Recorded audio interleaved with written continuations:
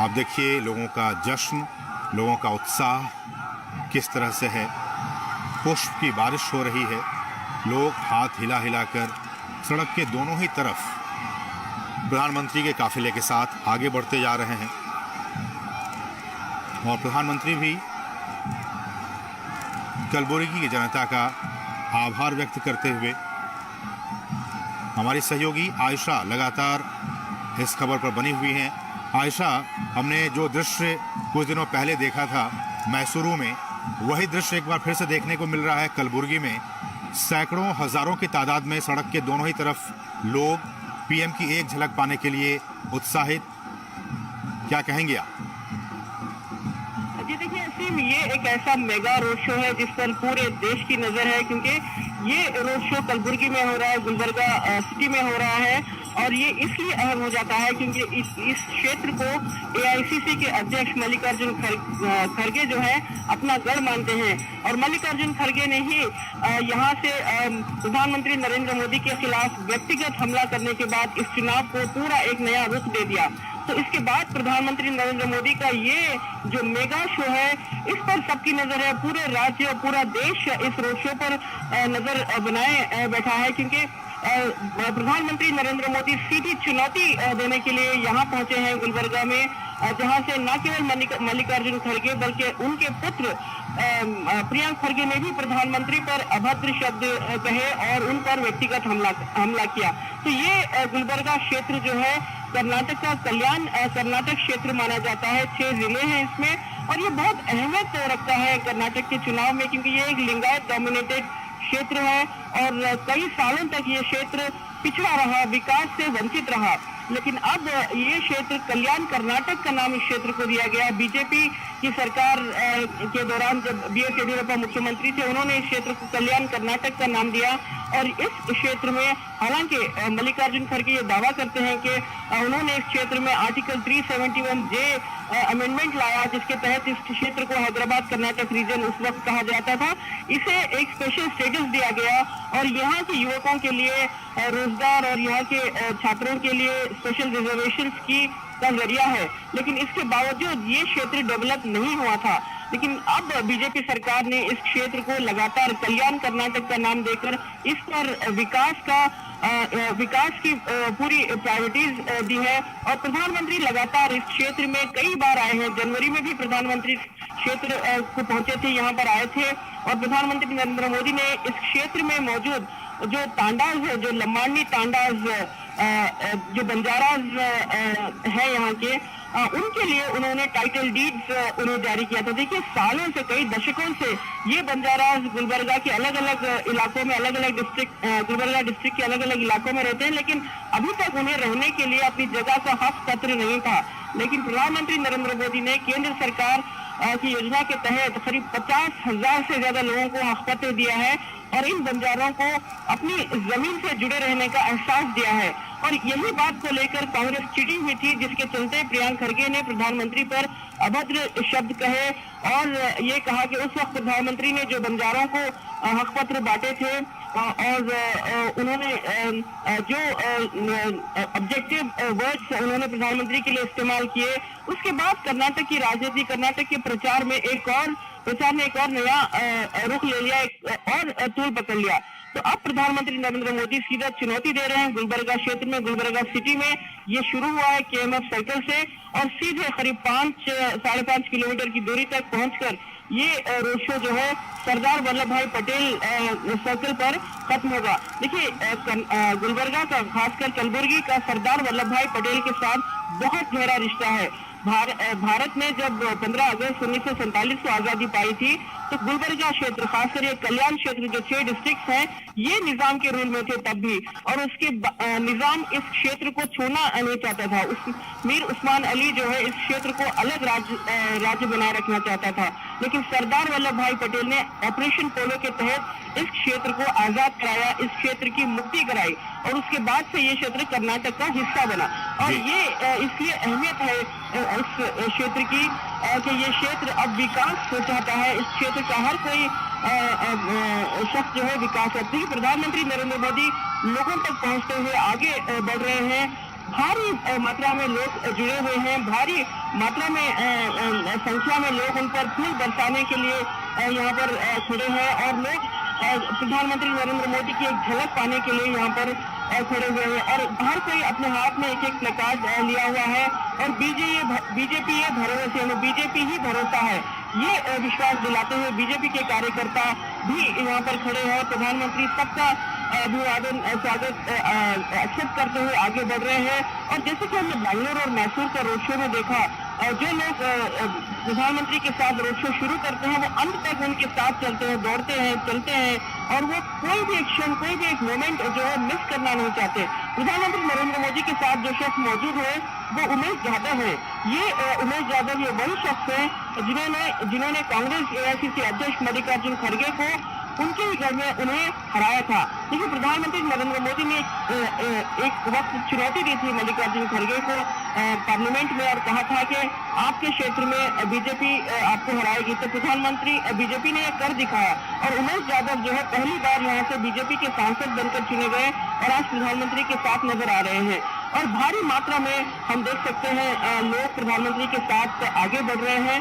Gulbarga city जो है इसमें 3 सीट्स हैं, गुलबर्गा नॉर्थ, गुलबर्गा साउथ और गुलबर्गा रूरल और नॉर्थ एंड साउथ में बीजेपी के पास ये दोनों सीट हैं। तो गुलबर्गा रूरल में कांग्रेस की कनीज फातिमा की एज एन एमएलए है।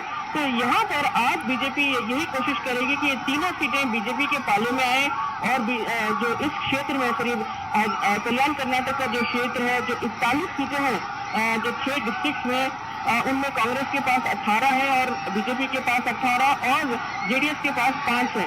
तो इस समय बीजेपी के लिए ये बेहद जरूरी है कि हर क्षेत्र में बीजेपी कम से कम 25 सीटों का टारगेट करे, क्योंकि प्रधानमंत्री नरेंद्र मोदी हर भाषण में, अपने हर संबोधन में यही कह रहे हैं कि अब की बारी बीजेपी की बहुमत सरकार आना बेहद जरूरी है। तो ये कन्नड़ा में उन्होंने हर किसी को ये नारा दे रहे हैं।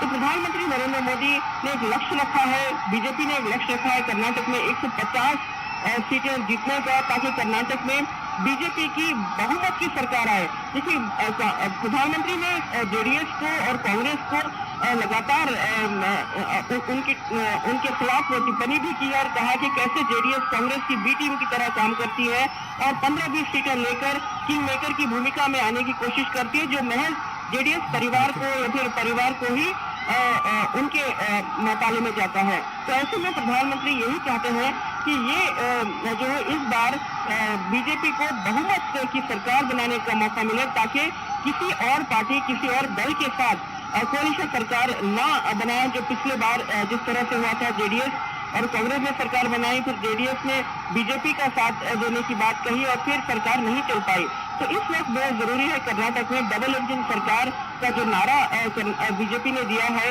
ये नारा जो है जमीनी हकीकत को पूरा करने के लिए, यहाँ के विकास को पूरा करने के लिए बेहद जरूरी है। तो इस क्षेत्र के लोग ये मानते हैं, क्योंकि ये क्षेत्र विकास से पिछड़ा रहा, यहाँ पर पानी की किल्लत रही, पीने का पानी लोगों को नहीं मिलता था और अब केंद्र सरकार ने जल जीवन योजना के तहत करीब 5 लाख से ज्यादा घरों तक पीने का पानी पहुंचाया है और धीरे धीरे जो है इस क्षेत्र में विकास का जो एक उदय जो हो रहा है, उससे यहाँ पर लोग यही चाहते हैं कि एक स्थिर सरकार बनी रहे। डबल इंजन सरकार जो बीजेपी ने नारा दिया है, इस डबल इंजन सरकार के तहत यहाँ का विकास आगे बढ़े। तो अब लोग जो है भारी संख्या में प्रधानमंत्री नरेंद्र मोदी के साथ आगे बढ़ रहे हैं, चल रहे हैं। पदयात्रा जैसा नजारा यहाँ पर देखने को मिल रहा है। तो लोग आगे बढ़ते हुए पहुंच रहे हैं। ये धीरे धीरे जो प्रधानमंत्री का काफिला है वो जगत सर्कल के तक पहुंचेगा। जगत सर्कल जो है बहुत ही खास है, बहुत ही अहमियत रखता है गुलबर्गा में, क्योंकि यहाँ पर इस सर्कल के पास बसवेश्वर और अंबेडकर के स्टैच्यूज हैं। देखिए बसवन्ना जो यहाँ पर लिंगायत समुदाय के धर्म गुरु हैं और दूसरी तरफ अंबेडकर, ये दोनों की एक ही विजन थी, एक ही विजन रहा सोशल रिफॉर्म और तमाम लोगों को इक्वल रिप्रेजेंटेशन और सब लोगों का विकास। तो बीजेपी ने यही नारा सबका साथ सबका विकास का नारा जो है लोगों को दिया है और यही नारा जो है बीजेपी का इस चुनाव में बीजेपी ये भरोसे सबका साथ सबका विकास और जो डबल इंजन सरकार, ये 3 नारे जो है बीजेपी लगातार हर कैंपेन में, और प्रधानमंत्री नरेंद्र मोदी हर कैंपेन में लोगों के सामने रख रहे हैं। लोग उमड़ पड़े हैं और कोशिश कर रहे हैं कि प्रधानमंत्री नरेंद्र मोदी की तस्वीरें अपनी मोबाइल फोन में कैद करें।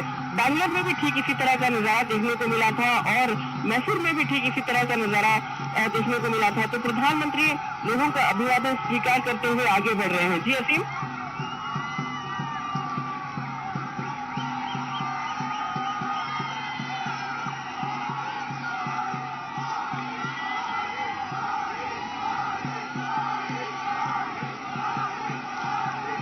किस तरह से सिर चढ़कर बोल रहा है और देश के किसी भी हिस्से में, दुनिया के किसी भी हिस्से में, और कर्नाटक उससे अछूता नहीं है। अगर हम मुद्दों की बात करें, जिस तरह से दोनों घोषणा पत्र जारी हुए आयशा, और उसके बाद बजरंग दल पर बैन लगाने की बात को लेकर के एक हंगामा सा बरपा हुआ है, किस तरह से देखती हैं इन तमाम मुद्दों को? लोग क्या सोचते हैं, पार्टियां क्या सोचती हैं, किस तरह से चल रहा है ये पूरा जो कैंपेन है? एक विस्तार से जानकारी दीजिए। जी देखिए, दोनों पार्टियों ने अपने अपने मैनिफेस्टो जारी कर दिए हैं। तो कल हमने देखा बीजेपी का मैनिफेस्टो जो था वो बीजेपी ने काफी साफ कहा है किस तरह से बीजेपी आम आदमी के साथ किस तरह से लोगों को जो विकास की योजनाएं हैं वो लोगों तक पहुंचाएगी। 5 किलो चावल, 5 किलो मिलेट्स लोगों तक घर घर तक पहुंचाया जाएगा। गरीबों के लिए जो अनाज दिया जाएगा, ये मैनिफेस्टो में लिखा गया है। और किसानों के एम्पावरमेंट के लिए मैनिफेस्टो में कई योजनाओं को लागू किया मैनिफेस्टो के जरिए लागू किया जाएगा। बीजेपी ने अपने जो विकास की योजनाएं हैं, केंद्र सरकार ने अभी तक जो योजनाएं शुरू की, तमाम चीजें जो है बीजेपी के मैनिफेस्टो में नजर आती हैं। और दूसरी तरफ जो कांग्रेस ने आज मैनिफेस्टो जारी किया है वो गारंटी कार्ड, जो कांग्रेस लगातार प्रचार में कहती रही है मुफ्त में जो बिजली देगी, 200 यूनिट्स पावर देगी, और उसके अलावा बेरोजगारों को 1500 रुपए दिया जाएगा, और घर की हर महिलाओं को, जो बीपीएल परिवार की महिलाएं होती हैं, उन्हें 3000 रुपए घर बैठे दिए जाएंगे। तो ये जो मैनिफेस्टोज हैं दोनों के अलग अलग हैं। एक तरफ हम देख सकते हैं बीजेपी का मैनिफेस्टो जो है वो सोशल रिफॉर्म, सोशल एम्पावरमेंट के तरीके से लोगों को खुद अपने पैरों पर खड़ा होने के लिए मैनिफेस्टो तैयार किया गया। लेकिन दूसरी तरफ हम देख सकते हैं कि राजनीतिक विश्लेषक भी बताते हैं कि कांग्रेस का मैनिफेस्टो देखा जाए तो लोगों को खासकर घर बैठे उन्हें 1500 रुपए पहुंचाना और 3000 रुपए देना, ये लोगों को आगे उनके एम्पावरमेंट के लिए कोई सोशल रिफॉर्म जैसी कोई इसमें विजन नहीं है। तो इस तरह से दोनों के मैनिफेस्टो, जो एक पार्टी आपस में एक दूसरे पर टिप्पणियां कर रही है, लेकिन आज कांग्रेस ने जो बजरंग दल को बैन करने की बात मैनिफेस्टो में कही है, इसके चलते बीजेपी ने पलटवार किया है कांग्रेस पर। और बीजेपी ने कहा है कि कांग्रेस जो हमेशा से पीएफआई और बजरंग दल को समान मानकर चलती है, ये गलत है। और खुद प्रधानमंत्री नरेंद्र मोदी ने घुसपैठ में इसके खिलाफ इनके खिलाफ बात कही और कहा कि कैसे कांग्रेस राम के बाद अब हनुमान को भी ताले में बंद करना चाहती है। तो ये मैनिफेस्टो के बाद भी राजनीति दोनों पार्टियों के बीच जमकर हो रही है, एक दूसरे पर वार हो रहा है। लेकिन जिस तरह से व्यक्तिगत हमले जो शुरू किए कांग्रेस ने अपनी तरफ से, ये जो है कर्नाटक में जो राजनीतिक विश्लेषकों ने जो सीटों का जो एक अंदाजा लगाया था, स्पेकुलेशंस दिया था, उसका नैरेटिव पूरी तरह से बदल कर रख दिया है।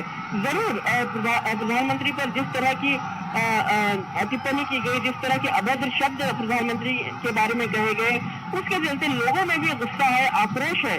लोग भी इस बात को लेकर यही कह रहे हैं कि देश के प्रधानमंत्री पर इस तरह के हमले, इस तरह का अभद्र शब्द कहना गलत है। तो ये आक्रोश जरूर कहीं ना कहीं जब लोग वोट करने जाएंगे तो ये जरूर लोगों के मन में जरूर आएगा। और बीजेपी यही कोशिश कर रही है कि वो अपने पर काबू रखें, और बीजेपी के नेताओं को ये कहा गया है कि वो किसी तरह के व्यक्तिगत हमले ना करें।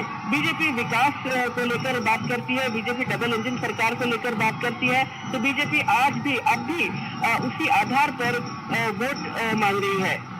निखिल। जी जी जी, निश्चित तौर पर एक चीज़ और समझना चाहेंगे, इतनी ज़बरदस्त भीड़ देखी जा रही है, प्रधानमंत्री भी उतने ही उत्साहित हैं, बीजेपी के कार्यकर्ताओं में ज़बरदस्त उत्साह होगा प्रधानमंत्री की रैलियों के बाद और ख़ास तौर पर इस रोड शो के बाद। कहाँ तक संदेश इस रोड शो और इन रैलियों का जाएगा? जी हाँ, बिल्कुल। प्रधानमंत्री नरेंद्र मोदी के रोड शो के बाद बीजेपी के कार्यकर्ताओं में बहुत उत्साह है। प्रधानमंत्री न केवल इस तरह का रोड शो करते हैं, बल्कि जब रोड शो खत्म होता है वो कुछ अहम जो सिटी के कार्यकर्ता होते हैं, जो स्पोर्ट्स पर्सन होते हैं, उनके साथ बातचीत करते हैं, मीटिंग्स करते हैं, उनसे फीडबैक लेते हैं, पता लगाने की कोशिश करते हैं कि इसमें क्या और सुधार लाना जरूरी है, किस तरह से प्रचार चल रहा है, हर डिस्ट्रिक्ट से अपडेट भी लेते हैं। तो ऐसे में बीजेपी के कार्यकर्ताओं में जोश और उत्साह भर देते हैं। और जो कार्यकर्ता हम सड़क पर देख रहे हैं प्रधानमंत्री के साथ करीब 5-5.5 किलोमीटर चलने को तैयार है, ये अपने आप में दर्शाता है कि कैसे प्रधानमंत्री नरेंद्र मोदी कार्यकर्ताओं को जब संबोधित किया तो वर्चुअल संबोधन में ये कहा था कि बूथ को मजबूत बनाया जाए, तभी पार्टी की जीत आसान हो सकती है, तभी पार्टी की जीत संभव हो सकती है। तो ये जो पन्ना प्रचारक है और एक एक बूथ को मजबूत बनाने को जो मोटिवेट करते हैं प्रधानमंत्री नरेंद्र मोदी, इसके तहत बीजेपी के कार्यकर्ताओं में काफी उत्साह, काफी जोश होता है। निखिल जी जी जी, निश्चित तौर पर हम देख सकते हैं कि किस तरह से न सिर्फ सड़क के किनारे एक पूरी रोड पर, बल्कि जो छतों पर और अपने अपने घरों के गलियारों में लोग बड़ी संख्या में खड़े हुए हैं प्रधानमंत्री का अभिवादन करने के लिए, उनका अभिवादन स्वीकार करने के लिए। और जिस स्वतः स्फूर्त तरीके से इतनी बड़ी संख्या में लोग यहाँ जुटे हैं, निश्चित तौर पर ये बीजेपी के लिए एक बड़ा दिन कहा जा सकता है। कर्नाटक में इन चुनावों के विशेष संदर्भ में अगर कहा जाए, ये देखा जा सकता है किस तरह से ये पूरी मार्केट को बंद करके लोग आए हैं प्रधानमंत्री का स्वागत करने के लिए, उनका इस्तकबाल करने के लिए। और ये शायद बीजेपी के कार्यकर्ताओं के लिए और जो पार्टी है उसके लिए निश्चित तौर पर ये उत्साहित करने वाला है, जैसा कि आपने बताया।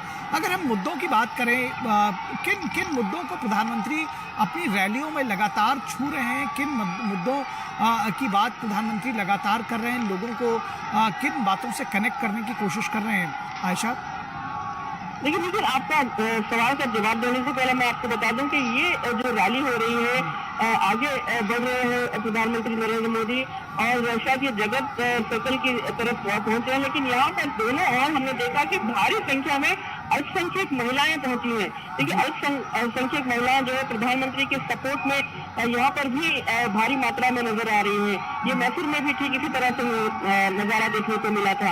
और गुलबर्गा वो क्षेत्र है जहाँ पर भारी मात्रा में अल्पसंख्यक है और सिटी में, और ये जो अल्पसंख्यक हैं ये भी डिसाइसिव वोटर होते हैं। और आज हम देख सकते हैं कि कैसे भारी मात्रा में अल्पसंख्यक दोनों ओर प्रधानमंत्री का स्वागत करने के लिए खड़े हैं। लेकिन आपने जो सवाल किया, प्रधानमंत्री जो मुद्दे उठा रहे हैं तमाम रैलीज में, वो बीजेपी की डबल इंजन सरकार और विकास की बात कर रहे हैं, विकास की योजनाओं पर जोर दे रहे हैं। और प्रधानमंत्री ने आज कांग्रेस पर हमला बोला, लेकिन प्रधानमंत्री जब पहला कैंपेन यहाँ पर शुरू किया था बीदर से, जो गुलबर्गा से करीब 90-80 किलोमीटर की दूरी पर है, तो पहली रैली वहां से उन्होंने शुरू की थी। लेकिन उस वक्त उन्होंने किसी पर कोई व्यक्तिगत हमला या किसी पर कोई पर्सनल अटैक नहीं किया था। उस वक्त विकास की बात हो रही थी, कर्नाटक को ग्लोबल राज्य ग्रोथ इंजन बनाने की बात हो रही थी, और कर्नाटक में जो योजनाएं हैं, जो किसानों को सशक्त करना है, उसकी बात हो रही थी। लेकिन बाद में जैसे जैसे मल्लिकार्जुन खड़गे ने प्रधानमंत्री पर वार किया और उन पर व्यक्तिगत हमला किया, उसके बाद नैरेटिव बदलता गया। अब प्रधानमंत्री को भी बताना पड़ रहा है कि कैसे, प्रधानमंत्री को एक्सपोज करना पड़ रहा है कि कैसे कांग्रेस जो है कर्नाटक में नहीं बल्कि देश में भी आतंक का साथ दिया। आज प्रधानमंत्री ने इसको लेकर कड़ी टिप्पणी भी की और कांग्रेस पर हमला बोला और बाटला हाउस एनकाउंटर की बात कही। तो आज प्रधानमंत्री नरेंद्र मोदी भी काफी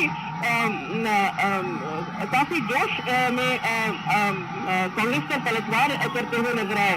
लेकिन ज्यादातर देखा जाए तो विकास के मुद्दे और महिलाओं की एम्पावरमेंट शिक्षा और जो सबका साथ सबका विकास, प्रधानमंत्री हर रैली में सबका साथ सबका विकास का नारा जो है उस पर जोर देते हैं। और ये जो पर्सनल अटैक उन पर हो रहे हैं, प्रधानमंत्री लगातार तमाम रैलियों में ये कहना नहीं भूलते कि जो लोग इस रैली में शामिल होते हैं तो उन्हें ये कहते हैं कि इन रैलियों का जवाब या फिर इन पर्सनल अटैक्स का जवाब जो है बस इतना होना चाहिए कि लोग घरों में, हर घर में जाकर प्रधानमंत्री का नमस्कार पहुंचाए। ये संदेश प्रधानमंत्री देना चाह रहे हैं ताकि लोग ये समझें कि प्रधानमंत्री लोग इस मैसेज को आगे बढ़ाएं कि प्रधानमंत्री विकास को लेकर, विकास की ओर फोकस है, व्यक्तिगत हमलों से उन्हें कोई फर्क नहीं पड़ता।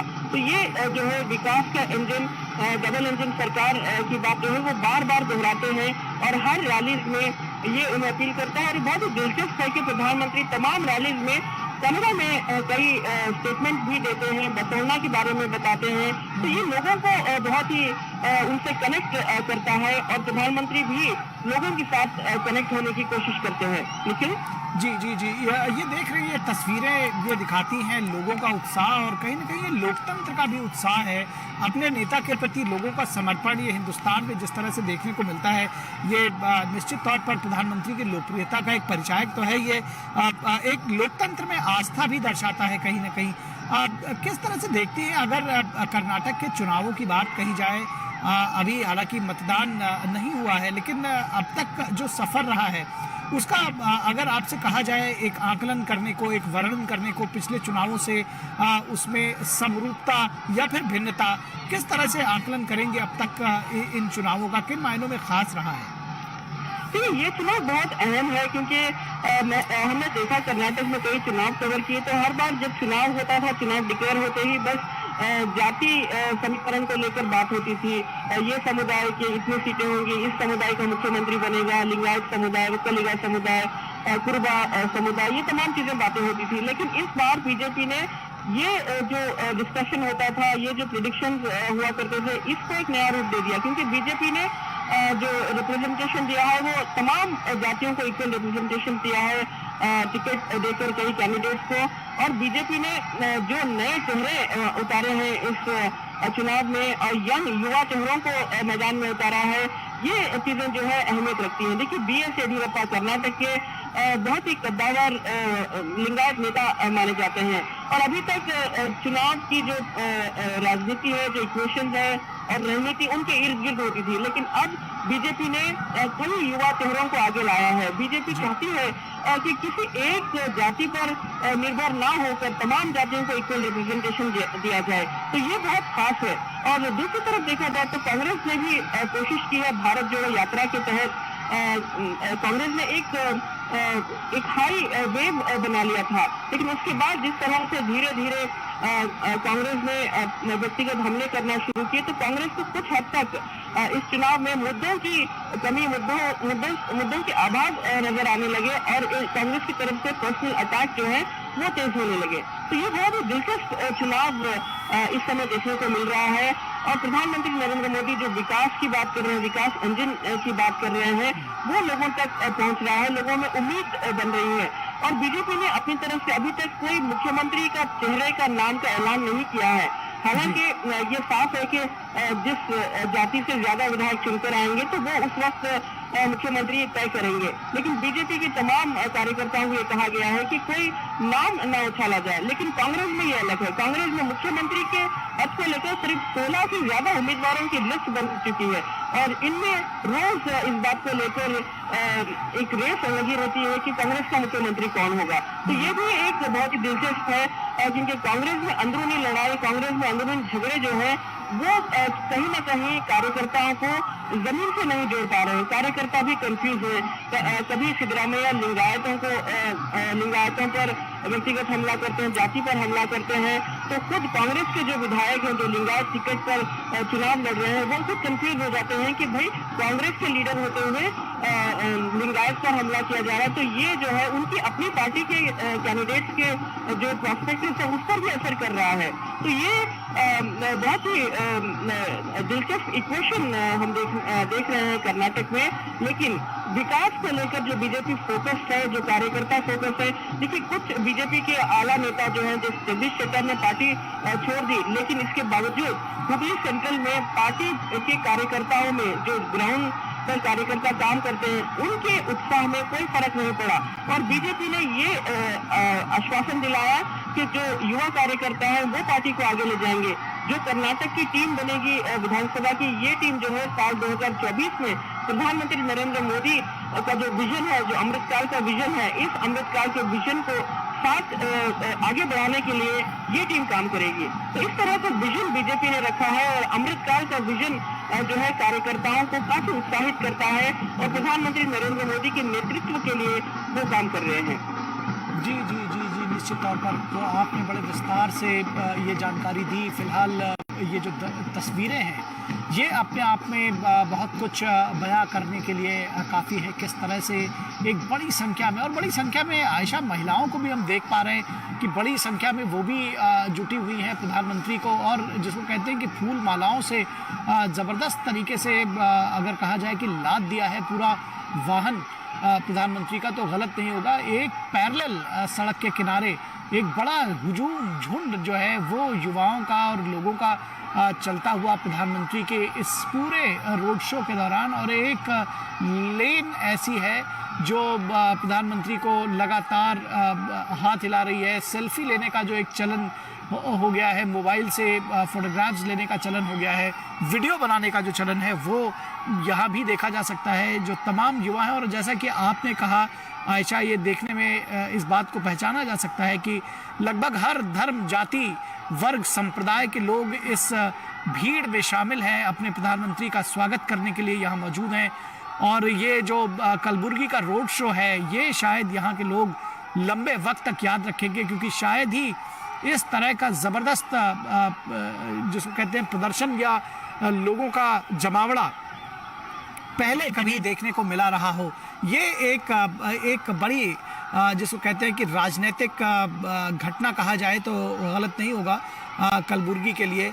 और लोग लगातार फूल फेंक रहे हैं प्रधानमंत्री के ऊपर और उनको जो है उनका स्वागत करना चाह रहे हैं उनसे। और सभी व्यक्ति, ये सबसे ख़ास बात है, आप देखिए कि जो तमाम लोग हैं वो सब हाथ हिला रहे हैं, सबको लगता है कि प्रधानमंत्री उनको रिस्पॉन्ड कर रहे हैं। तो ये एक एक व्यक्ति से जिस तरह से कहते हैं कि वो अपने आप को जो जुड़ाव महसूस करता है प्रधानमंत्री के साथ, ये उनकी एक निराली अदा है प्रधानमंत्री की। ये एक जो उनका स्टाइल है वो देखने में मिल रहा है। अगर चुनाव प्रचार की बात करें, किस तरह का अंतर आयशा देखने में मिल रहा है दोनों दलों की अगर बात करें, और फिर उसमें जेडीएस को भी शामिल करें, उनकी भी राजनीति की थोड़ी सी चर्चा ज़रूर चाहेंगे कि आप करें किस तरह से, क्योंकि जेडीएस की तरफ से बार बार ये समझा जा रहा है कि वो किंग नहीं लेकिन किंग मेकर होना चाहते हैं। जी हाँ, बिल्कुल जेडीएस के लिए बहुत जरूरी है, ये चुनाव बहुत अहम है, क्योंकि ये चुनाव जेडीएस के लिए करो या मरो जैसी स्थिति है। क्योंकि अगर इस चुनाव में बीजेपी माफ कीजिएगा जेडीएस 30-35 सीटें नहीं जीतता तो जेडीएस की रेलेवेंस ही खत्म हो जाती है।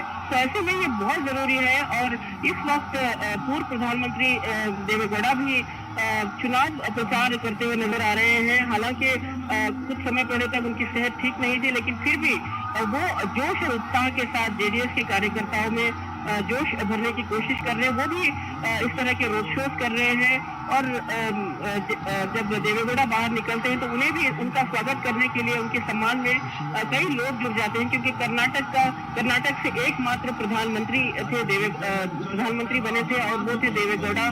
तो उनके लिए बहुत सम्मान है कर्नाटक में, तो वो भी रैलियों रोड शोज करते हुए इस तरह से पहुंचते हैं। तो कुमार स्वामी भी इस तरह की रैलीज कर रहे हैं और दूसरी तरफ राहुल गांधी और प्रियंका वाड्रा गांधी जो है वो भी रोड शोज कर रही है, सभाओं को संबोधित कर रही है। आज यहाँ पर प्रधानमंत्री रैली करेंगे तो कल प्रियंका गांधी जो है वो भी ठीक इन्हीं सड़कों पर इसी इलाके में वो भी रैली संबोधित करेंगे। देखिए कितने तंग गलियों से जो बाजार है कलबुर्गी का, यहाँ से ये रोड शो निकल रहा है और तमाम लोग, हर वर्ग के लोग प्रधानमंत्री का स्वागत करने के लिए यहाँ पर खड़े हुए हैं। ये महज बीजेपी के कार्यकर्ता नहीं है, ये यहाँ के रिहायशी लोग हैं, यहाँ रहने वाले नागरिक हैं और हर कोई प्रधानमंत्री का स्वागत करने के लिए खड़ा है। छोटे छोटे व्यापारी, छोटी छोटी दुकानें, ये तमाम वो लोग हैं जब कोविड के समय पैंडेमिक के दौरान इन लोगों ने बहुत कष्ट झेला है और किस तरह से केंद्र सरकार ने इन लोगों के लिए कई योजनाएं लागू की थी, कैसे ये तमाम लोग जो है इस बाजार में काम करने वाले छोटे छोटे व्यापारी जो है अपने पैरों पर दोबारा खड़े हुए और फिर से अपनी जिंदगी को पटरी पर लाई। तो ये वो तमाम लोग हैं, शायद कहीं ना कहीं साइलेंटली प्रधानमंत्री को अपना धन्यवाद कहना चाहते हैं और उनको धन्यवाद करने के लिए आज यहाँ पर खड़े हैं। यकीन नहीं हो रहा निखिल कि ये इतनी तंग गलियों में लोग इतने डिसिप्लिन तरीके से खड़े होकर प्रधानमंत्री का स्वागत कर रहे हैं। और ये जो रोड है, ये जो सड़कें हैं, हम यहाँ से कई बार गुजरे हैं, लेकिन यहाँ पर यकीन नहीं हो रहा कि आज इतने डिसिप्लिन तरीके से, इतने अदब से लोग प्रधानमंत्री का स्वागत करते हुए उन पर फूलों की वर्षा कर रहे हैं और प्रधानमंत्री का काफिला आगे बढ़ रहा है। बहुत ही दिलचस्प नजारा गुलबर्गा के लिए, यानी कलबुर्गी के लिए ये एक इतिहास रहेगा, ऐतिहासिक दिन रहेगा। और सीधी चुनौती एआईसीसी अध्यक्ष मल्लिकार्जुन खड़गे को उनके ही अपने गढ़ में, जो प्रधानमंत्री नरेंद्र मोदी ने पहले भी दी थी, जो उमेश यादव है जो उनके साथ एमपी सांसद हैं, उन्होंने पहली बार मल्लिकार्जुन खड़गे को उनके ही क्षेत्र में हराया था। तो अब ये दूसरी चुनौती, बड़ी चुनौती जो है, प्रधानमंत्री एक स्टेटमेंट दे रहे हैं यहाँ पर कि भले ही मल्लिकार्जुन खड़गे और उनके पुत्र प्रधानमंत्री पर हमला करें, उनके ऊपर व्यक्तिगत हमले करें, लेकिन देखिए लोगों की संख्या, लोग कैसे उनके साथ चल रहे हैं, लोग कैसे उनकी एक झलक पाने के लिए सड़कों पर जुटे हुए हैं। ये एक बहुत बड़ा संदेश, बहुत बड़ा पॉलिटिकल मैसेज और बहुत बड़ा स्टेटमेंट जो है इस विजय रथ से गुलबर्गा की सड़कों पर देखने को मिल रहा है। ये निश्चित तौर पर आपने कहा, और ये जो तस्वीरें हैं ये कांग्रेस और जेडीएस के जो नेता हैं उनके माथे पर शिकन ज़रूर लेकर आएगा। फिलहाल वो अपनी भी तैयारी कर रहे होंगे। आपने बताया कि उन लोगों का भी यहाँ पर कार्यक्रम है। कांग्रेस और जेडीएस किस तरह की तैयारियां कर रही हैं? जो चुनाव है उनका वो किस मूड में चल रहा है? क्या कुछ मुद्दे लेकर के वो जनता के बीच में जा रहे हैं? क्या कुछ जानकारी आप देंगी? और साथ ही साथ कलबुर्गी का अगर आप यहाँ का थोड़ा सा पॉलिटिकल सिनेरियो हमारे दर्शकों को बताएं तो वो भी बेहतर होगा। देखिए कलबुर्गी, जैसे कि मैंने बताया, कल्याण कर्नाटक का ये कलबुर्गी शहर है। कलबुर्गी डिस्ट्रिक्ट में करीब 9 सीटें हैं, लेकिन शहर में 3 सीटें, सिटी गुलबर्गा सिटी में 3 सीटें हैं और ये कल्याण कर्नाटक के नाम से जानता था। जैसे कि मैंने बताया कि ये निजाम के शासन में था पहले, और आज देश की आज़ादी के बाद 1 साल के बाद ये इलाका जो है आज़ाद हुआ था, और वो भी सरदार वल्लभ भाई पटेल के प्रयासों के जरिए ऑपरेशन पोलो के तहत ये इलाका जो है, हैदराबाद कर्नाटक का इलाका जो है, तब आज़ादी मिली थी। तो आज भी कलबुर्गी में 17 सितंबर 1948 को यहाँ पर लिबरेशन डे मनाया जाता है। आज भी यहाँ पर सरदार वल्लभ भाई पटेल के स्टैच्यू जो है शहर के कोने कोने में, डिस्ट्रिक्ट के अलग अलग कोने कोने में लगाए गए हैं। तो ये शहर जो है निजाम के शासन के रहने के चलते कुछ हद तक बहुत ही विकास से पिछड़ा हुआ इलाका था, लेकिन धीरे धीरे ये शहर यहाँ पर विकास की धारा पहुंचने लगी। खास बात ये भी है, इस शहर के इतिहास की बात अगर आप पूछ रहे हैं, तो यहाँ से कांग्रेस की तरफ से 2 मुख्यमंत्री, धर्म सिंह और वीरेंद्र पाटिल मुख्यमंत्री बने। बहुत पहले तक ये पूरा इलाका जो है कांग्रेस का गढ़ माना जाता था, और ये इस इलाके में बीजेपी कुछ हद तक कमजोर थी। और एक वक्त था जब कांग्रेस की सरकार में करीब 8 मंत्री, कैबिनेट मंत्री जो हैं गुलबर्गा क्षेत्र से हुआ करते थे। इसके बावजूद हम देख सकते हैं कि कई जो इलाके हैं, जेवरगी, चितापुर, अफजलपुर, ये तमाम इलाके जो आज भी विकास यहाँ पर पूरी तरह से नहीं हुआ है। आज भी यहाँ के लोग साफ पीने के पानी के लिए तरसते हैं। गुलबर्गा हमेशा से सूखाग्रस्त इलाका रहता है समर्स में, और यहाँ के लोगों के लिए पीने के पानी की व्यवस्था नहीं रहती है। लेकिन बीजेपी ने यहाँ पर जल जीवन मिशन की जो योजना लागू की, जिसके तहत 2.5 लाख परिवारों को नल से जल मिल रहा है आज। और महिलाओं को, खासकर महिलाओं को दूर दूर तक एक घड़ा पानी लाने के लिए दूर दूर तक 5-5 किलोमीटर चल के जाना पड़ता था जो गांव है उन गांव में, लेकिन आज इन्हें अपने घर में जल मिल रहा है। और ये जो है लोग यही चाहते हैं कि इस तरह का विकास हो, इस तरह की जो योजनाएं केंद्र सरकार ला रही है वो और यहाँ के लोगों को लाभ मिले। तो ये यहाँ का राजनीतिक समीकरण रहा। लेकिन जैसे इस क्षेत्र में कल्याण कर्नाटक का नाम देने के बाद जब BS येडियुरप्पा मुख्यमंत्री थे, उन्होंने इस क्षेत्र के विकास के लिए कई योजनाएं लाई। आर्टिकल 371J जो कांग्रेस ने अमेंड किया था, वो एक अच्छी खबर थी इस क्षेत्र के लिए।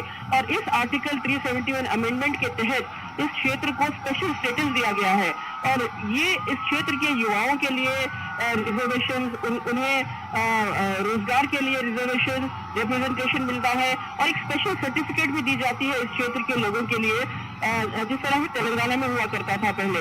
तो वो स्पेशल सर्टिफिकेट के तहत छात्रों को स्पेशल रिजर्वेशन मिलते हैं कॉलेजेस में और रोजगार में सर्टेन परसेंटेज भी 7% भी उन्हें मिलता है। लेकिन इसके बावजूद भी इस क्षेत्र में पूरी तरह से विकास नहीं हुआ है। यहाँ पर हैदराबाद कर्नाटक डेवलपमेंट बोर्ड है और इसके तहत यहाँ पर विकास के लिए कई योजनाएं तैयार होती हैं। लेकिन कांग्रेस की सरकार जो 371J के अमेंडमेंट का क्रेडिट लेती है, इसके बावजूद हैदराबाद कर्नाटक डेवलपमेंट एरिया बनने के बाद भी यहाँ पर विकास नहीं हो पाया। और आज प्रधानमंत्री अब केंद्र सरकार ने इस क्षेत्र में कई जगहों पर विकास की योजनाओं को लागू किया है, जैसे कि यादगीर में यादगीर को हाईवे से जोड़ दिया, सिंचाई की कई योजनाओं को यहाँ पर लागू किया। और गुलबर्गा जो क्षेत्र है पूरे देश के लिए अरहर दाल यानी तूर दाल जो है सप्लाई करता है। इसको अरहर दाल तूर दाल बोल ऑफ इंडिया कहा जाता है। पूरे देश की दाल की सप्लाई जो है गुलबर्गा से आती है। लेकिन इसके बावजूद यहाँ के किसानों को MSP नहीं मिलती थी। किसानों के लिए कई दिक्कतें, कई समस्याएं होती थी, उनके लिए सिंचाई की योजनाएं नहीं होती थी।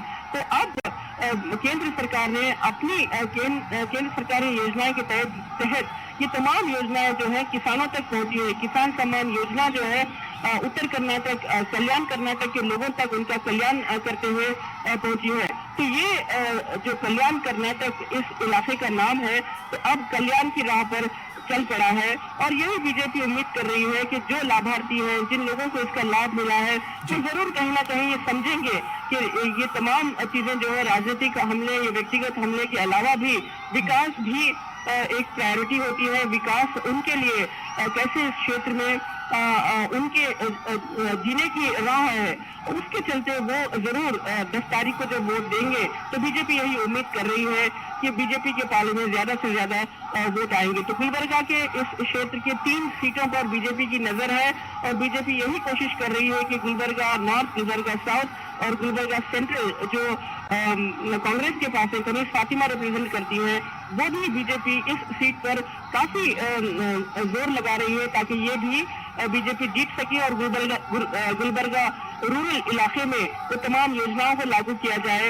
और यहाँ के लोगों को साफ पीने का पानी मिलना चाहिए और यहाँ के जो सड़कें हैं उसे हाईवे से कनेक्ट की जाए। ये तमाम चीजें जो है केंद्र सरकार कर रही है और ये लोगों तक पहुंचाए। देखिए यही शायद वजह है कि लोग दूर दूर तक दौड़ते हुए प्रधानमंत्री के साथ आगे बढ़ रहे हैं और उन पर फूलों की वर्षा कर रहे हैं। बहुत ही दिलचस्प नजारे, बहुत ही ऐतिहासिक दिन है। गुलबर्गा में सड़कें उतनी चौड़ी नहीं है निखिल, लेकिन जिस तरह से हम यहाँ देख सकते हैं कि बहुत ही आयोजित तरीके से ये रोड शो हो रहा है और लोग कितने डिसिप्लिन तरीके से सड़कों के दोनों ओर खड़े होकर प्रधानमंत्री का स्वागत कर रहे हैं। ये एक बहुत ही सराहनीय बात है और बहुत ही दिलचस्प और गुलबर्गा का एक इतिहास है। जी निश्चित तौर पर। और आप जिस ढंग से आपने पूरे चुनावों का खाका खींचा, जो राजनीतिक समीकरण है उनके बारे में जो आपने बताया वो भी प्रशंसनीय है, सराहनीय है। आयशा, आप लंबे समय से वहाँ पर रिपोर्टिंग कर रही हैं और आप इनको देख रही हैं। ये जो तस्वीरें हम देख रहे हैं, प्रधानमंत्री नरेंद्र मोदी का रोड शो इस वक्त कलबुर्गी में चल रहा है और पीएम मोदी के रोड शो में ये देख रहे हैं कि हज़ारों हजार की संख्या में लोग शामिल हैं एक झलक पाने के लिए अपने प्रिय नेता के। लोग सड़क के दोनों ओर बड़ी संख्या में खड़े हुए हैं, आप देख सकते हैं। और प्रधानमंत्री भी बिना थके बिना रुके लगातार ऐसे लोगों का स्वागत कर रहे हैं, अभिवादन कर रहे हैं, इस्तकबाल कर रहे हैं। और ये जो जिस तरह से एक दूसरे को ये कहा जाए कि ये जो उत्साह है ये केवल एक तरफ नहीं है, बल्कि खुशी प्रधानमंत्री के चेहरे पर भी साफ तौर पर देखी जा सकती है। एक ऊर्जा, एक उत्साह का संचार उनमें भी होता है जब इस तरह से तमाम लोग उनके पास जब वो देखते हैं कि इतने उत्साहित लोग हैं, उन्हें इतने लोग अभिनंदन करने के लिए आए हैं, कहीं ना कहीं एक ऊर्जा का संचार प्रधानमंत्री में होता है। आयशा, अगर केंद्र सरकार की योजनाओं के बारे में बात करें, कितना असर आपको लगता है कि इन चुनावों में देखने को मिलेगा? देखिए, चुनावों में जो लाभार्थी होते हैं इन तमाम योजनाओं के, ये लाभार्थी जमकर बोलते हैं, क्योंकि इन्हें इस बात का अंदाजा होता है कि इतने सालों से उन तक विकास नहीं पहुंचा, वो पिछड़े रहे, विकास के लिए तरसते रहे।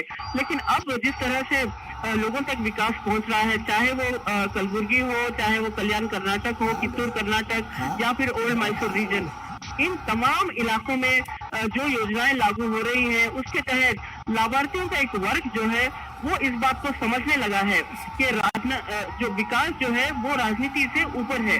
तो ऐसे में बीजेपी के लिए यही नारा जो है, सबका साथ सबका विकास का नारा जो है, बीजेपी के लिए यही नारा बीजेपी के लिए लाभ देता है कि वो लोगों के विकास के लिए बीजेपी काम कर रही है, और जो योजनाएं लोगों तक पहुंचाती है, इसके तहत लोग यही उम्मीद करते हैं कि जो विकास का सिलसिला है वो चलता रहे। और बीजेपी जो डबल इंजन सरकार की बात कहती है कर्नाटक में भी इस बार अगर बहुमत की बीजेपी सरकार बनती है तो केंद्र में भी साल 2024 में बीजेपी यही उम्मीद लगा रही है कि बीजेपी की सरकार बन सकती है, क्योंकि जिस तरह से हम देख रहे हैं कि विपक्ष की एकता हो और ऑपोजिशन की स्ट्रेटेजी हो, वो किस तरह से रोज एक नया ड्रामेटिक मोड लेता है, उससे बीजेपी को काफी उम्मीदें नजर आती है कि बीजेपी एक डिसिप्लिन पार्टी विद डिफरेंस के तहत केंद्र में भी आगे चलकर 2024 में सरकार बनाएगी। ऐसे में राज्य में और केंद्र में सरकार बनते रहते हुए डबल इंजन सरकार का जो एक रुख होता है वो लोगों के विकास के लिए बहुत ही लाभदायक होता है। जी, निश्चित तौर पर विकास के लिए लाभदायक होता है, और यही वजह है कि प्रधानमंत्री नरेंद्र मोदी बार बार डबल इंजन की सरकार की बात करते रहे हैं अपनी सभाओं में। उनको ये मालूम है कि जो एक कोऑर्डिनेशन रहता है, जिस तरह से दोनों सरकारों के बीच में समस्याओं की समझ रहती है और एक कहीं ना कहीं एक समन्वय रहता है कि समस्याओं को सॉल्व करना है, राज्य को विकास की दिशा में ले जाना है। आम लोग किस तरह से इन चीज़ों पर रिएक्ट करते हैं? उनको लगता है कि केंद्र और राज्य में एक ही पार्टी की, एक ही दल की सरकार होनी चाहिए। किस तरह के रिएक्शंस आप लोग फील्ड में जाती होंगी, किस तरह से रिएक्शंस आपको मिलते हैं? देखिए, लोगों को इस बात से कोई मतलब नहीं है कि राजनीति क्या हो रही है, लेकिन जो उन्हें विकास मिलता है, खासकर जब हम टांडा जो ये लंबानी जाति के लोग होते हैं, जो समुदाय है टांडास होता है, ये समुदाय से जब हम बात करते हैं, और ये टांडास कई जगहों पर मिलकर प्रधानमंत्री की मन की बात भी सुनते हैं। जैसे देखिए, सामने जो टांडास खड़ी है, लंबानी बंजाराज है जो एक क्यू में खड़ी हुई है, ये जो है इनके लिए काफी महत्व है। इस क्षेत्र, इस समुदाय के लोगों के लिए विकास बहुत अहमियत रखता है, क्योंकि इन्हें अभी तक इनकी जमीन, इनका घर या फिर इनके विकास के लिए कोई योजना नहीं बनी थी, और केंद्र सरकार ने बंजारास के लिए, लंबानीस के लिए जो हक पत्र जारी किया, यानी जिन इलाकों में वो रहते हैं उसे वो उनकी टाइटल डीड का पत्र उन्हें दिया गया, उनकी ओनरशिप घोषित किया गया, ये उनके लिए बहुत अहमियत रखता है। देखिए, बंजारा जो है आज किसी एक क्षेत्र में रहते थे तो उन्हें फिर पुलिस वहां से भगा दी, तो फिर किसी और क्षेत्र में उन्हें डेरा डालना पड़ता था। लेकिन और ये बंजारा का कनेक्ट जो है गुजरात से भी है, यही माना जाता है। तो ये बंजारा बहुत ही कलरफुल क्राफ्ट के लिए जाने जाते हैं, और इनके स्किल जो है आज केंद्र सरकार यूटिलाइज करके इन्हें स्किल ट्रेनिंग भी कई लोगों के लिए स्किल ट्रेनिंग भी दे रही है केंद्र सरकार। बंजारा डेवलपमेंट बोर्ड बनाया गया है। तो ये एक एग्जांपल मैं आपको बता रही हूँ कि बंजारा जैसे समुदाय, लंबानी जैसे समुदाय के लिए विकास की योजनाएं की बात जब हम करते हैं तो उस क्षेत्र में खासकर युवाओं के लिए बहुत अहमियत रखता है। युवा जब इस बारे में बात करते हैं, कैमरा के सामने बात करते हैं, तो वो इस बात को लेकर काफी उन्हें उम्मीद होती है कि अब उनका भविष्य उज्जवल हो सकता है, अब वो भी सम्मान के साथ जीवन गुजार सकते हैं।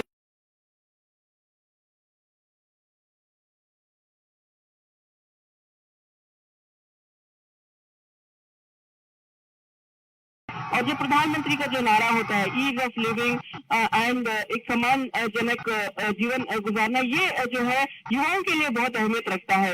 तो आगे की पीढ़ी, जो आने वाली पीढ़ी है, युवा पीढ़ी है, इन योजनाओं से लाभ उठा रही है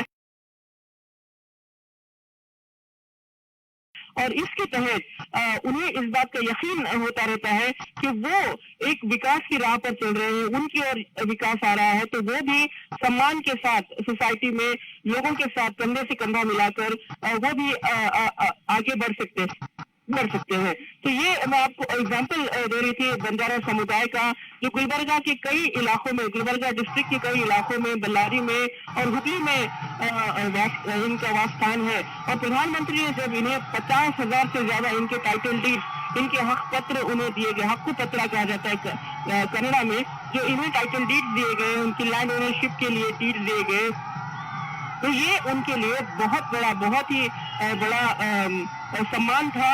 और आज ये बंजारा आज प्रधानमंत्री के स्वागत में खड़े हुए हैं। और ये बंजारा जो है बंजारा डेवलपमेंट बोर्ड के तहत अपनी स्किल्स, अपने क्राफ्ट, देखिए उनकी जो वेशभूषा, उनके जो कपड़े होते हैं, उनके जो स्किल्ड आर्ट होता है, ये तमाम चीजें जो है अनोखा होता है और इस समुदाय को सीमित है। तो अब इनके डेवलपमेंट के जरिए इनको जो बढ़ावा दिया जा रहा है, उसके तरीके उनका न केवल उनका विकास हो रहा है, बल्कि ये समाज की जो मेन स्ट्रीम है उसके साथ जुड़ रहे हैं। तो जब हम जमीनी हकीकत जानने की कोशिश करते हैं और इस तरह के लोगों से मिलते हैं, तो वो यही उम्मीद जताते हैं कि आगे उनका जो भविष्य है वो सही रास्ते पर है। और जो प्रधानमंत्री अमृतकाल का विजन देते हैं, ये विजन जो है वो इन तमाम लोगों को साथ लेकर चलता है। जी नितिन मिश्रा, सीधी तस्वीरें हम देख रहे हैं कलबुर्गी से, जहां पर प्रधानमंत्री नरेंद्र मोदी का रोड शो है और अपार जनसमूह उमड़ा है। लोगों का उत्साह बता रहा है कि किस तरीके से प्रधानमंत्री नरेंद्र मोदी की एक झलक पाने के लिए लोग वहां पर पहुंचे हैं, खासकर युवा पहुंचे हैं, पुष्प वर्षा कर प्रधानमंत्री नरेंद्र मोदी का स्वागत कर रहे हैं। ऐसा तस्वीरें खुद बयां करती हैं लोगों का उत्साह और सियासत की जो गर्मी है, जो दिनों दिन काफ़ी तेज होती जा रही है और मतदान के दिन कहीं ना कहीं जनादेश के रूप में ये परिलक्षित होगी। आशा एक चीज़ और जानना चाहेंगे, इस पूरे चुनाव प्रक्रिया के दौरान हमने देखा कि बहुत व्यक्तिगत निशाने भी साधे गए, खासकर देश के सर्वोच्च नेता के तौर पर। प्रधानमंत्री सभी दलों के होते हैं, देश के प्रधानमंत्री होते हैं, उसके बावजूद भी मर्यादाएं तोड़ी गई, शब्दों की मर्यादाएं तोड़ी गई, लक्ष्मण रेखा सियासत की तोड़ी गई। इन सब के बारे में भी हम ज़रूर एक बार जानना चाहेंगे। आम आदमी, क्योंकि एक पार्टी कैडर अलग होता है, पार्टी कैडर से अलग कुछ न्यूट्रल लोग भी होते हैं, वो इन असंवेदनशील शब्दों और बयानबाजियों को किस रूप में लेकर देखते हैं? जी बिल्कुल, देखिए ये जो व्यक्तिगत हमले हुए प्रधानमंत्री पर अचानक, ये यहीं से शुरू हुआ। गुलबर्गा को अपना गढ़ मानने वाले एआईसीसी अध्यक्ष मल्लिकार्जुन खड़गे ने शुरू किया और उनके जरिए जो जिस तरह का व्यक्तिगत हमला प्रधानमंत्री पर हुआ, उससे काफी आक्रोश नजर। हर कोई ऑफ द रिकॉर्ड भी जब कोई बात करता है, जो चाय पीने वाली छोटी दुकानों पर बात करते हैं, तो हर कोई यही कहता है कि मल्लिकार्जुन खड़गे जैसे स्टेचर वाले नेता के तरफ से इस तरह का बयान नहीं आना चाहिए था, वो इसे रोक सकते थे।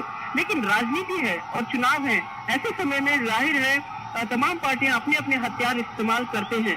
लेकिन प्रधानमंत्री पर जो हमला हुआ मल्लिकार्जुन खड़गे की तरफ से, और जो आज प्रधानमंत्री उनके क्षेत्र में, मल्लिकार्जुन खड़गे के ही क्षेत्र में, ये एक बड़ा स्टेटमेंट जारी कर रहे हैं, ये एक बड़ा संदेश भेज रहे हैं कि यहाँ के नेता भले ही उन पर गाली गलौज बरसाएं, लेकिन यहाँ के लोग उनके साथ हैं। यहाँ के लोग उनका स्वागत करने के लिए घंटों उनका इंतजार कर रहे हैं। 2 बजे से लोग इस तपती धूप में प्रधानमंत्री का इंतजार कर रहे थे और लगातार पूरा शुरू से केएमएफ सर्कल से लेकर जो सरदार वल्लभ भाई पटेल सर्कल पर जो ये रोड शो खत्म होने वाला है, वहां तक लोग चलते हुए प्रधानमंत्री के काफिले के पीछे पीछे चल रहे हैं। तो बड़ा संदेश, बड़ा राजनीतिक मैसेज जो है प्रधानमंत्री नरेंद्र मोदी आज इस रैली के तहत, इस विजय रथ के तहत लोगों के बीच दे रहे हैं। देखिए, प्रधानमंत्री पर व्यक्तिगत हमला मल्लिकार्जुन खड़गे ने तो किया, लेकिन उनके पुत्र प्रियांक खड़गे ने भी प्रधानमंत्री के खिलाफ अभद्र शब्द कहे। इससे भी लोगों में आक्रोश है। देखिए, जो वरिष्ठ नेता हैं, खड़गे जैसे वरिष्ठ नेता, तो एक वक्त मान भी लिया जाए कि भाई वो वरिष्ठ हैं और उम्र का तकाजा है, लेकिन मल्लिकार्जुन खड़गे के पुत्र प्रियांक खड़गे जो युवा नेता हैं और उन्होंने इस तरह का प्रधानमंत्री एक वरिष्ठ नेता पर इस तरह के अभद्र शब्द कहे, ये लोगों को एक्सेप्ट नहीं होता। लोग इससे नाराज हैं और लोग यही चाहते हैं कि जनता जो है, जो कार्यकर्ता या फिर जो जनता, कर्नाटक की जनता है, वो इसका जवाब देगी और कांग्रेस को जरूर इन दोनों जो प्रधानमंत्री पर दोनों जो हमले हुए हैं उसका खामियाजा कहीं ना कहीं कांग्रेस को भरना पड़ेगा। और राजनीतिक विश्लेषक भी ये मान रहे हैं कि ये जो व्यक्तिगत हमले हुए उसके जरिए कर्नाटक में एक राजनीति का जो नैरेटिव बना था, एक स्पेकुलेशन बने थे कि कैसे एंटी इनकम्बेंसी के चलते हो सकता है कांग्रेस को पूरा फायदा मिले, और कांग्रेस पूरी कोशिश करी थी भारत जोड़ो यात्रा के तहत। लेकिन ये पर्सनल हमलों के बाद ये कांग्रेस की जो रणनीति थी, कांग्रेस ने जो कुछ किया था उस पर पानी फेर दिया। और ऐसे में राजनीतिक विश्लेषक यही मान रहे हैं कि अब पॉलिटिकल इक्वेशंस बदल चुके हैं और ये जो नैरेटिव है वो भी बदल रहा है। इस पर बीजेपी को कुछ प्लस पॉइंट नजर आ रहा है। बीजेपी के वरिष्ठ नेता ये मानते हैं कि ऐसे में बीजेपी विकास का नारा देकर, सबका साथ सबका विकास और डबल इंजन सरकार का नारा देकर बीजेपी को कई इलाकों में फायदा पहुंच सकता है।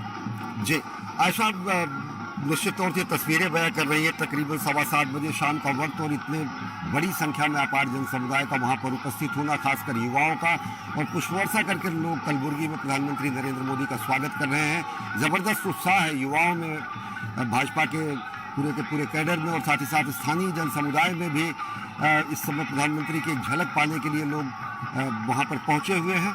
और लंबे समय से ये रोड शो चल रहा है अलग अलग इलाकों से। कलबुर्गी के पटेल चौक से शुरू हुआ ये सिलसिला लगातार जारी है। आयशा, एक चीज़ और जानना चाहेंगे, उसका जिक्र भी किया गया है, स्पष्ट तरीके से किया गया है।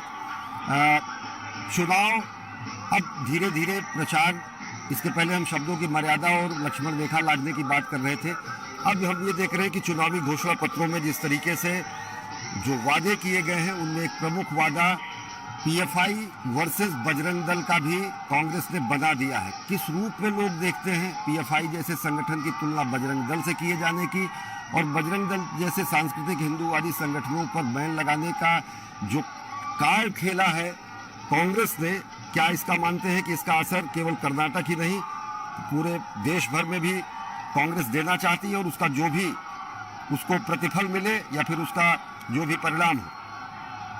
जी देखिए, कांग्रेस ने जो मैनिफेस्टो में पहली बार ऐसा कहा है कि बजरंग दल को बैन करेगी, बजरंग दल पर प्रतिबंध लगाएगी, ऐसी बातें मैनिफेस्टो में अक्सर नहीं होती। ये एक कानूनी प्रक्रिया होती है। इस बैन लगाने, अगर बैन भी लगाना हो तो इससे पहले विधानसभा में विधेयक के तौर पर इसका डिस्कशन होता है। ये तमाम चीजें जो है कानूनी चीजें होती है। इसे मैनिफेस्टो का हिस्सा कैसे बनाया जा सकता है, सवाल यही उठ रहा है। क्योंकि जो कानूनी तौर पर जो प्रक्रिया होना है, बैन लगाने वाली प्रक्रिया, आप मैनिफेस्टो में अनाउंस कर रहे हो, और अगर कांग्रेस ये मानकर चल रही है कि जैसे ही चुनाव खत्म हो गए कांग्रेस जीत जाएगी और पहली कैबिनेट में कांग्रेस तमाम गारंटीज जो दिया है उसे लागू कर देगी, और शायद ये भी मान रही है कि चुनाव जीतते ही कांग्रेस बजरंग दल पर बैन लगा देगी। लेकिन ये एक कानूनी प्रक्रिया है, बैन लगाना इतना आसान नहीं होता। इसे मैनिफेस्टो का हिस्सा बनाना, शायद कांग्रेस इसका जवाब देने में कुछ हद तक कांग्रेस के पास भी बेहतर एक्सप्लेनेशन नहीं है।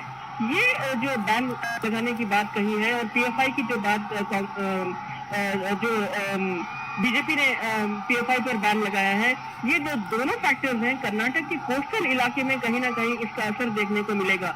देखिए, पीएफआई कुछ समय पहले मैंगलोर के इलाके में हिजाब के मुद्दे को लेकर बहुत एक्टिव रहा, और पीएफआई ने इस इलाके में जो कैंपस फ्रंट ऑफ इंडिया, उसका एक और स्टूडेंट विंग है, उसके तहत कई कॉलेजेस और कई स्कूल में हिजाब को लेकर बड़ा राजनीतिक मुद्दा बना दिया, जो अब सुप्रीम कोर्ट तक पहुंच गया। तो उसके बाद पीएफआई पर बैन भी लग गया। लेकिन अब कांग्रेस इसके जवाब में ये कह रही है कि बजरंग दल को पीएफआई के साथ कंपेयर करते हुए बजरंग दल को भी बैन करने की बात कर रही है। हालांकि कुछ ऐसे केसेस भी हुए थे मैंगलोर में, कोस्टल कर्नाटक के कोस्टल तटीय इलाकों में, जहां पर बजरंग दल पर कई केसेस हैं, कई जो कम्युनल राइट्स में शामिल हुए केसेस भी हैं, लेकिन बैन करने वाली बात जो है ये कानूनी तौर पर एक प्रक्रिया है। इस प्रक्रिया को आप मैनिफेस्टो में शामिल कर रहे हो, तो ये सवाल जो है बड़ा सवाल उठ रहा है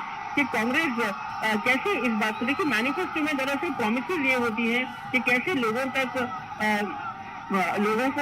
उनके विकास के लिए और लोगों तक जो गरीबी रेखा से नीचे रहने वाले लोगों तक किस तरह से विकास पहुंचे, ये तमाम प्रॉमिसेस होती हैं। लेकिन एक संगठन को बैन करना मैनिफेस्टो का हिस्सा बना लिया है, ये कांग्रेस को इसका जवाब अब देना पड़ रहा है, क्योंकि प्रधानमंत्री ने भी चुनौती दी है कांग्रेस को और कहा है कि कांग्रेस बजरंग दल को बैन करने की बात कहकर कहीं ना कहीं बजरंग बली हनुमान जी को उनका अपमान कर रही है और राम के बाद एक नया मुद्दा जो है उसको राजनीतिक रूप दे रही है। जी, आप एक चीज़ और आपसे समझना चाहेंगे, प्रधानमंत्री के इस रोड शो के दौरान सीधी तस्वीरें हमारे दर्शक देख रहे हैं, किस तरीके का उत्साह है लोगों में, किस तरीके से लोग प्रधानमंत्री के इस कारवां में शरीक होने के लिए बेहद ऊर्जा के साथ लगातार उनके हमसफर बने हुए हैं। निश्चित तौर से कांग्रेस के गढ़ में इस तरीके से इतना लंबा रोड शो करना, तब जबकि अलग अलग तरीके के बयान और निजी हमले भी किए गए, स्पष्ट संकेत दिए जाने का है कि किस तरीके से वहां पर एक धारदार चुनाव प्रचार चल रहा है बीजेपी का।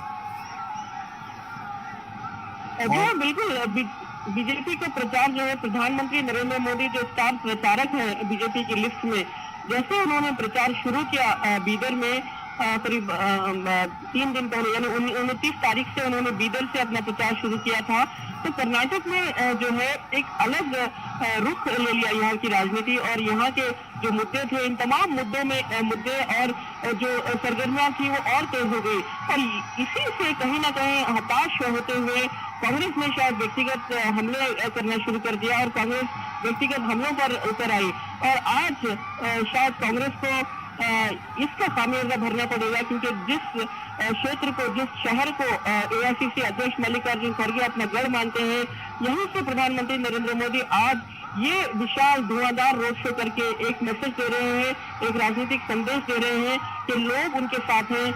गाली गलौज राजनीति में चलती रहेगी, लेकिन लोगों का फैसला अहम है और जो लोग विकास के लिए इस क्षेत्र में तरसते रहे हैं और गुलबर्गा हमेशा से जो एक प्यासा क्षेत्र रहा है, यहाँ के लोगों तक पीने का पानी पहुँचाया है, जो बेसिक नेसेसिटीज हैं, ये तमाम चीजें लोगों तक पहुँचाई जा रही हैं। तो ये जो है प्रधानमंत्री इस रथ यात्रा से, इस विजय रथ से, जो ये व्हीकल है, इस विजय रथ से प्रधानमंत्री लोगों तक एक संदेश दे रहे हैं और प्रधानमंत्री के साथ जो मौजूद है यहाँ के सांसद उमेश यादव, जिन्होंने एआईसीसी अध्यक्ष मल्लिकार्जुन खड़गे को उनके ही गढ़ में उन्होंने हराया था पिछले लोकसभा चुनाव में, और उनके साथ है भगवंत खुदा जो बीदर के सांसद हैं। तो ये तमाम लोग, ये जो तमाम सांसद हैं इस क्षेत्र में फोकस रहकर इस क्षेत्र में कई योजनाएं लागू की है और इस क्षेत्र के लोगों को देश की मुख्य धारा के साथ जोड़ दिया है।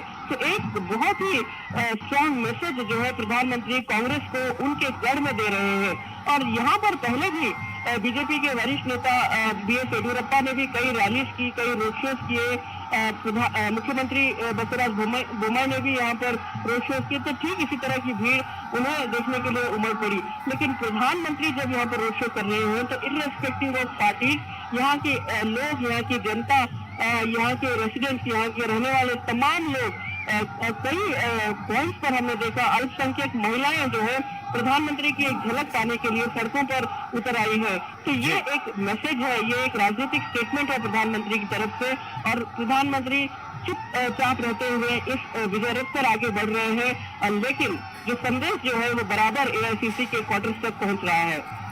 जी आयशा, बस एक सवाल आपसे और जानना चाहेंगे कि अगर मैनिफेस्टो की बात करें, बीजेपी ने जो अपने घोषणा पत्र, चुनाव घोषणा पत्र जारी किए, उनमें चाहे यूनिफॉर्म सिविल कोड की बात हो या फिर अटल आहार केंद्र की स्थापना की बात हो, बीपीएल परिवारों को सिलेंडर मुफ्त देने की बात हो, किस रूप में देखते हैं तब, अब जबकि एक अपील बार बार बीजेपी की तरफ से की जाती है कि अगर राज्य को राष्ट्रीय मानचित्र पर, राष्ट्रीय फलक पर स्थापित करना है तो डबल इंजन का जो नारा दिया जाता है वो कितना लोगों को प्रेरित और प्रोत्साहित करता है?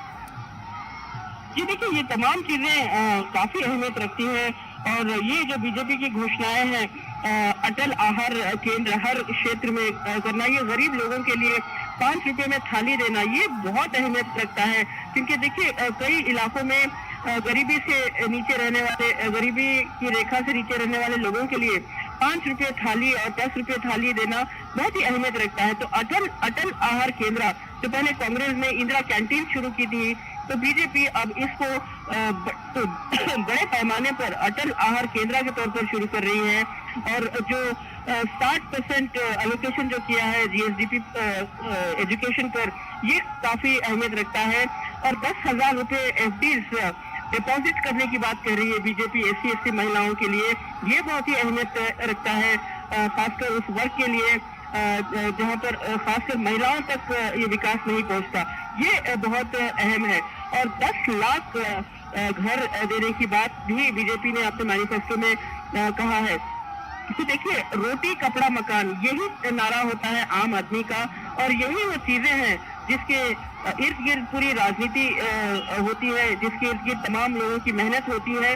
और बीजेपी इन 3 विशेष फोकस चीजों पर ध्यान देते हुए बीजेपी ने अपने मैनिफेस्टो में जो प्रजा प्रणाली के नाम दिया है, यानी लोगों का मैनिफेस्टो, जनता का मैनिफेस्टो नाम दिया है।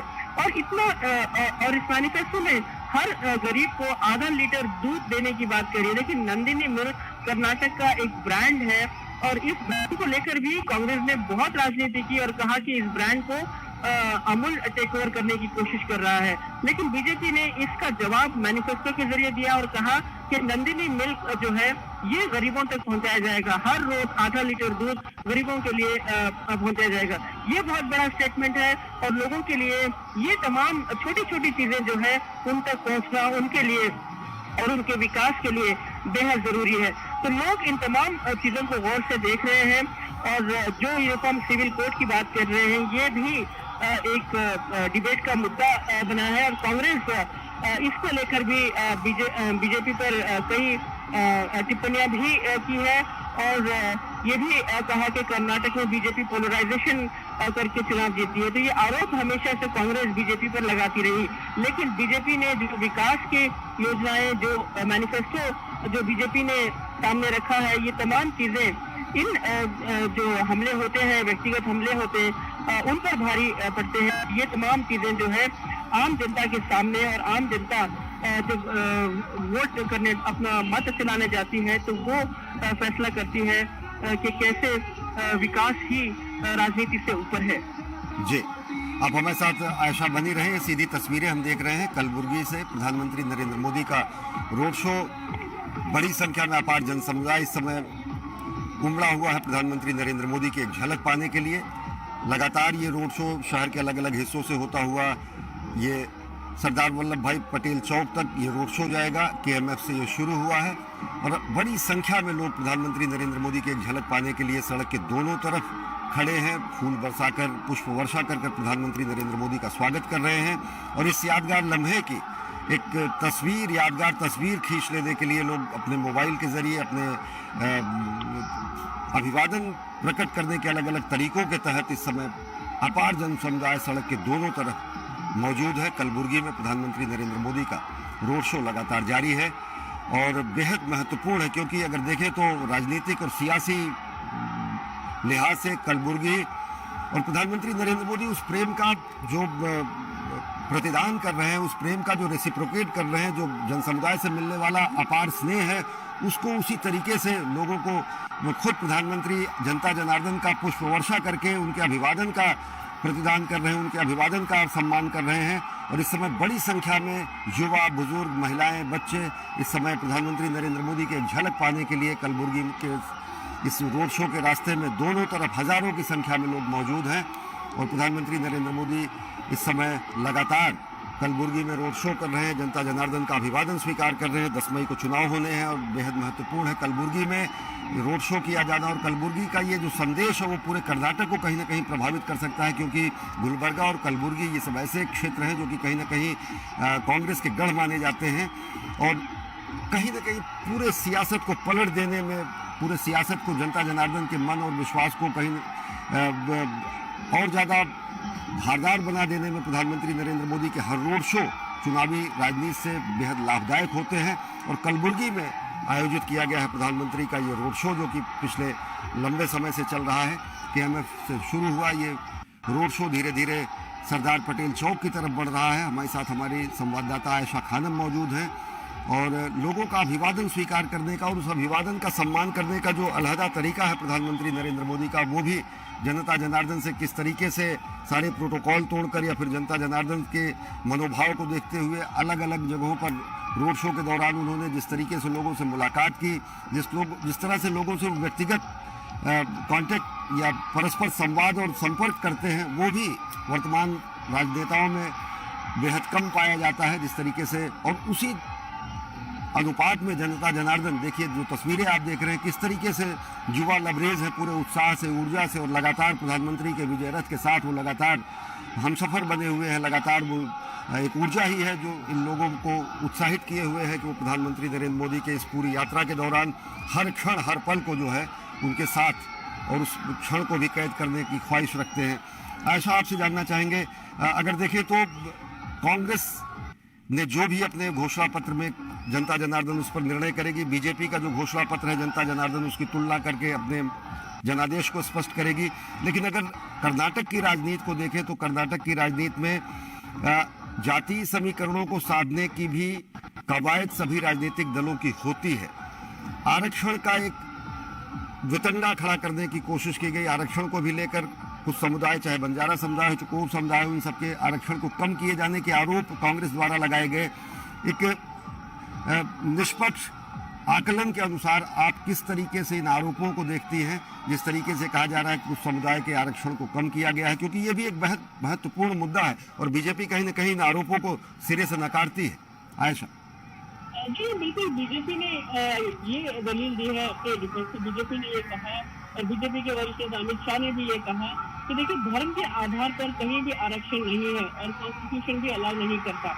यही वजह है कि कर्नाटक में बीजेपी ने जो अल्पसंख्यकों को आरक्षण था, करीब 4% का मुस्लिम समुदाय को जो आरक्षण था उसे हटाकर लिंगायत समुदाय को 2% और वकलिगा समुदाय में 2% बढ़ा दिया।